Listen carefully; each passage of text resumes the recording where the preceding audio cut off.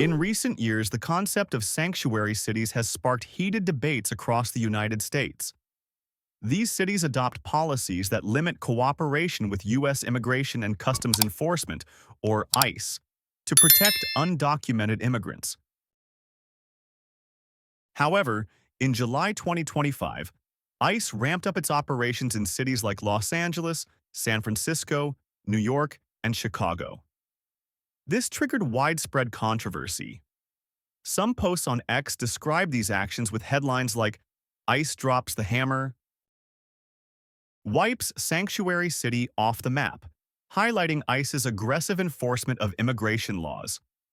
This article offers a neutral overview of the situation, using data and information from July 2025, while analyzing reactions from communities and local governments.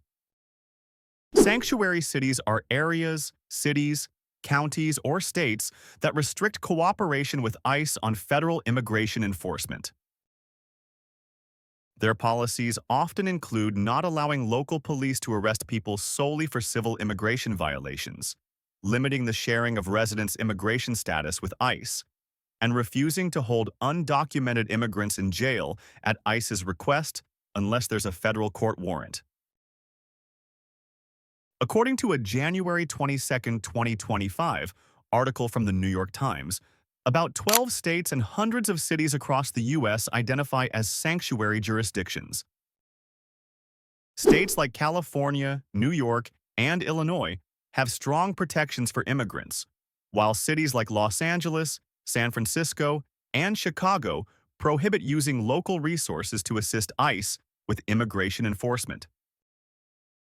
The goal is to build trust between immigrant communities and local authorities, ensuring immigrants feel safe reporting crimes or accessing public services like healthcare and education without fear of deportation. In July 2025, ICE intensified its immigration enforcement in several sanctuary cities, sparking significant backlash. Key events include a post on X from Jack Posobiec on July 8, 2025, stating that ICE launched a series of raids in Los Angeles, described as the largest sanctuary city on the West Coast.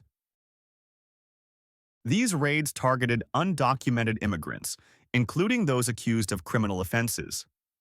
NBC News reported that on June 4, 2025, ICE detained 2,200 people in a single day, a record, with many part of the Alternatives to Detention program, meaning they weren't considered immediate threats.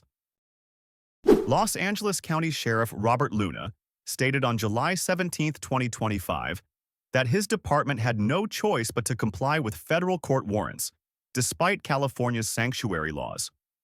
This shows that local sanctuary policies can't fully block ICE when federal court orders are involved. The raids in Los Angeles led to violent protests. According to the BBC, in early June 2025, protests in Paramount, a city in Los Angeles County, turned tense, with reports of looting and a car being set on fire.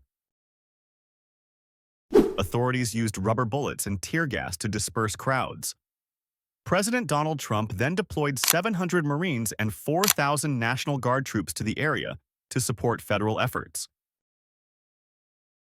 Maria Gutierrez, a Mexican-American protester, told the BBC she supported deporting violent criminal immigrants but opposed detaining those without criminal records.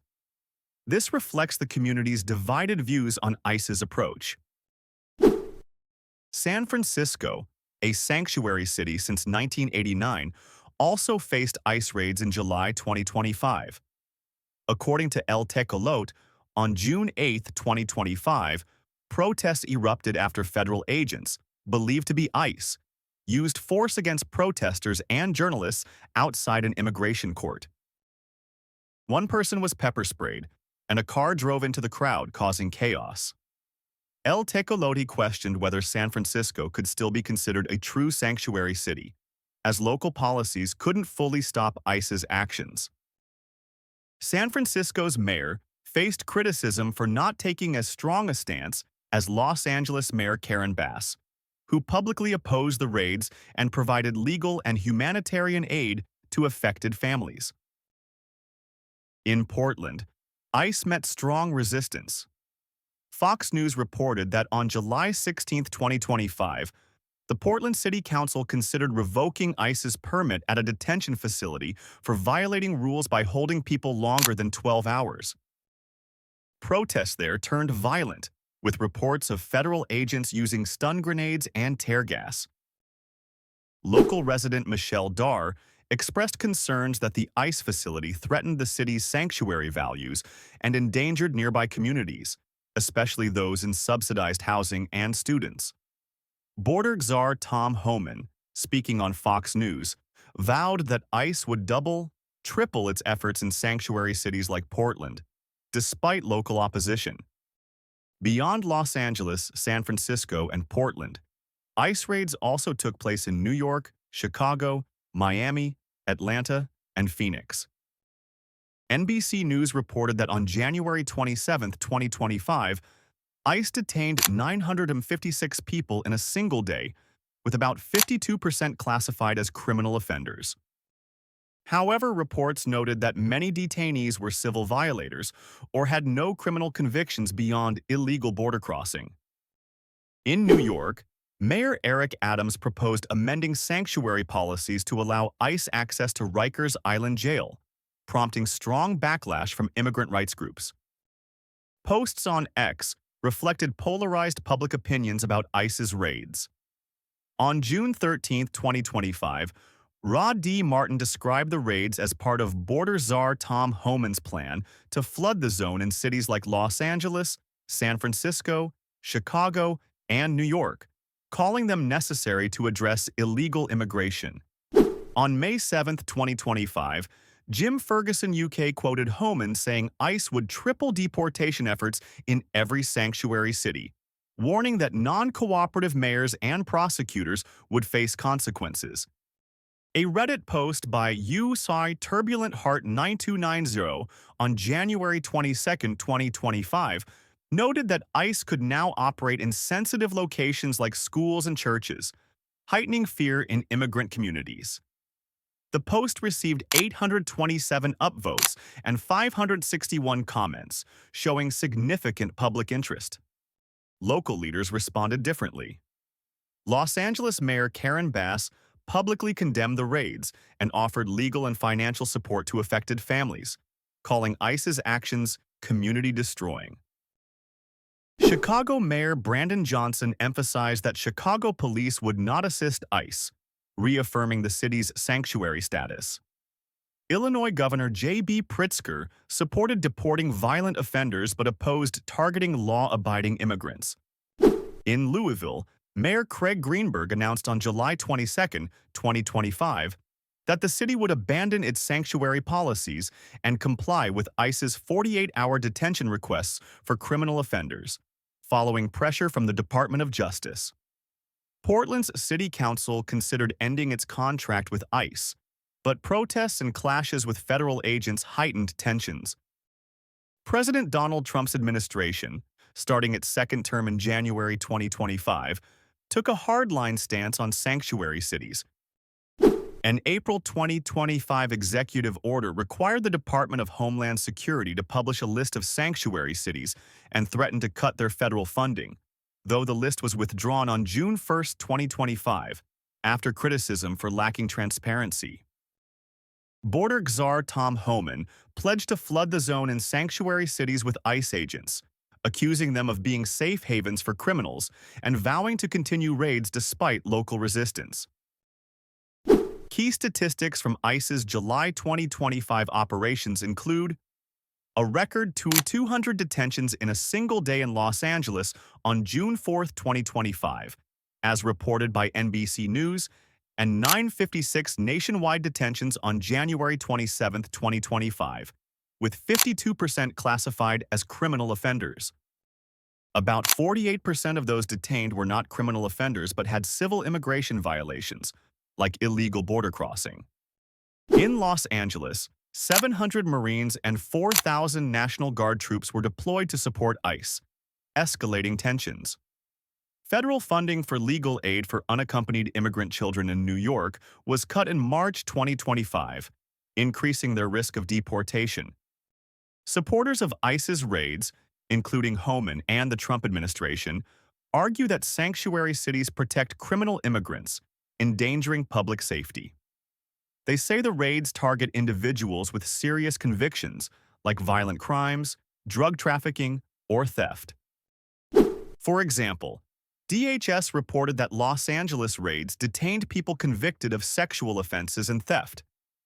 They also claim federal authorities have the right to enforce immigration laws, and sanctuary cities violate federal law by refusing to cooperate. A June 13, 2025, X post by Rod D. Martin argued the raids were needed to clean up sanctuary cities and curb immigration-related crime.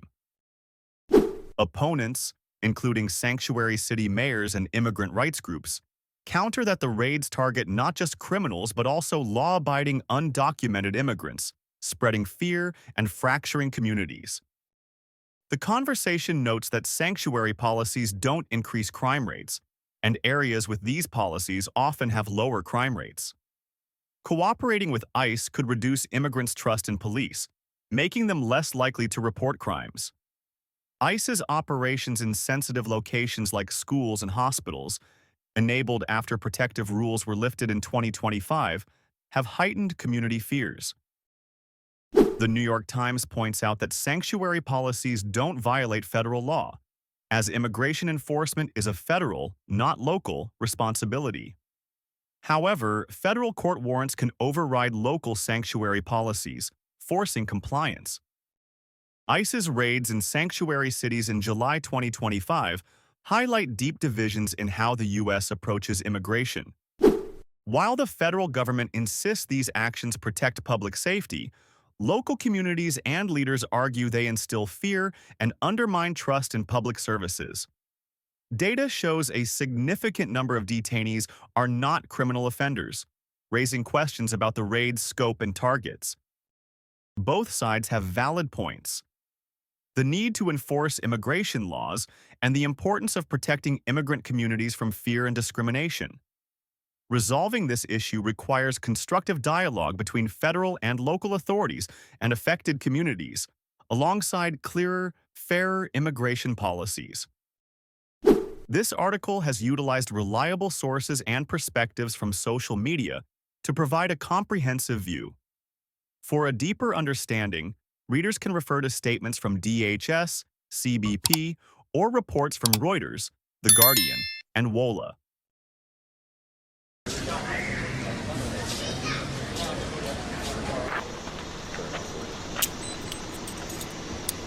Out of the way! Eso, Cristo!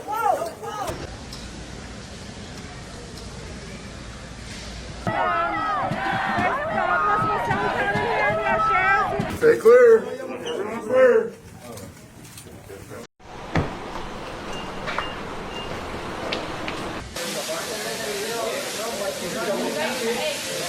Move back! Do not move back! Do not. What's your name? You can throw him. And what? Yours? Okay.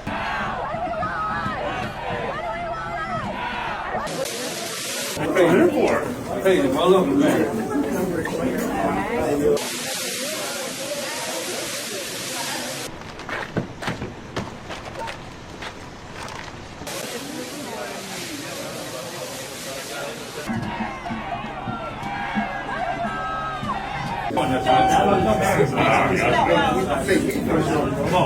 Like I said, we're going to go ahead and take you somewhere else. We're going to put you in a little bit more comfortable situation with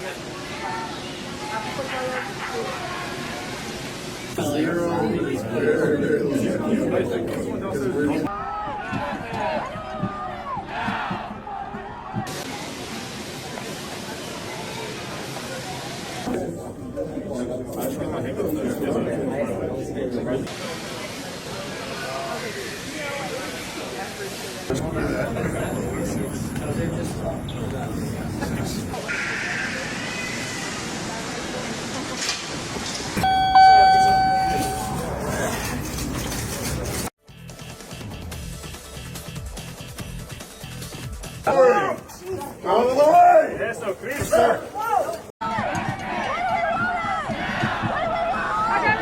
he is. That's what it is.